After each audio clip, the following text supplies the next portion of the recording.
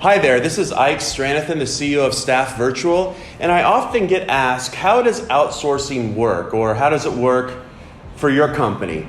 And I thought it would be good to just sort of summarize our 4-step outsourcing process. Every company operates a little bit different, but we have a very simple 4-step process that can be broken down into planning, recruitment, training, and management. So the first step is that planning step, that workforce planning step, where we're going to sit down with you and really take a deep dive into your company, where the bottlenecks are, what processes we can take off your shoulder and onto ours.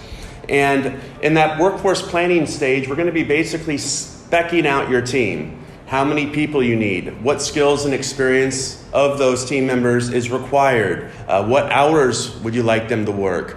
Those are really critical questions that we have to answer right in the beginning before we start recruitment, which is the second part. So recruitment is just that. We're going to go out and recruit your staff and build your custom team from the ground up according to your exact specifications.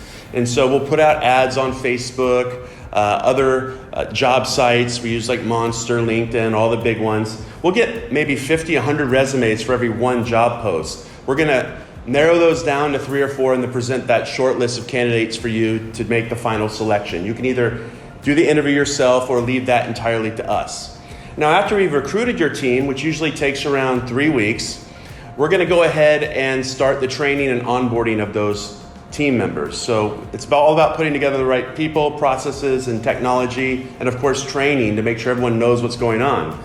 So the training phase depends on the complexity of the tasks that they're going to be doing, the size of the team. Obviously, we have some processes that are dead simple that literally take a day to train on, like maybe data entry processes. We have other clients that have a very complex business model, and it might take months to fully train their team and get them very competent on a process. So training time depends on a few things like I mentioned earlier. And sometimes our clients even visit our facility for training. And in other cases, we've sent our staff to the client's locations in Australia or America for training. Most training is done over Skype or Zoom video. Now, once we've got your trained staff ready to go and competent, we're going to go ahead and start operations for you. And then it becomes a matter of how well we manage that team. Management is really the key to a successful offshore remote team. You're only as good as your managers, just like your employees back home. So in order to manage your staff, we have to set KPIs, and we have to make sure that they're hitting those KPIs. And we have to report regularly back to the client on how well their team is doing. So it all comes down to setting those expectations. What does a good day look like?